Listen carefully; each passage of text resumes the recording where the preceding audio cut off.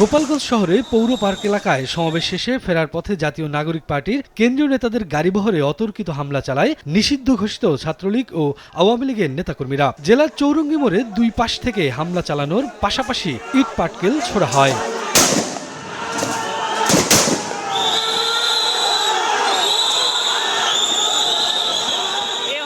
দেশব্যাপী জুলাই পদযাত্রাটি গোপালগঞ্জ থেকে মাদারীপুর যাচ্ছিল, কিন্তু গোপালগঞ্জ ত্যাগ করার আগেই গাড়িবহরে হামলা করা হয়। পুলিশ পরিস্থিতি নিয়ন্ত্রণে আনতে গেলে পুলিশের উপর হামলা চালায় আওয়ামী লীগের নেতাকর্মীরা।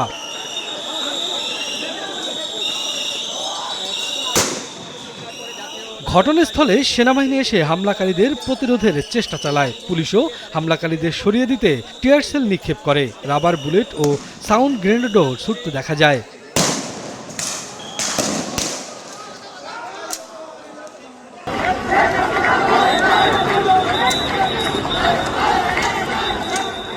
এদিকে গোপালগঞ্জের বিভিন্ন সড়ক ব্যারিকেড দিয়ে আটকে ফেলে হামলাকারীরা। এর মধ্যেই জেলা কারাগারেও হামলা চালায় দুষ্কৃতকারীরা। তবে কারাবন্দীদের কেউ বের হতে পারেনি বলে জানিয়েছেন কারারক্ষী।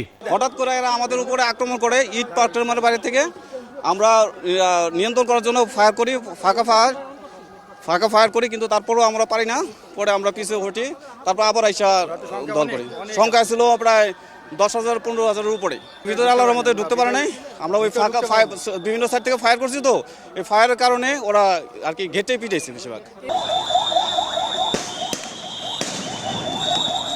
এর আগে সকাল থেকেই পদযাত্রা রুখে দিতে আগ্রাসী ভূমিকায় ছিলেন স্থানীয় আওয়ামী লীগের নেতাকর্মীরা। তারা রাস্তা ব্লক করে রাখে, পুলিশের ও ইউনোর গাড়িতে হামলা করে আহত করে বেশ কয়েকজনকে। হামলা ও ভাঙচুর চালানো হয় এনসিপির সমাবেশস্থল।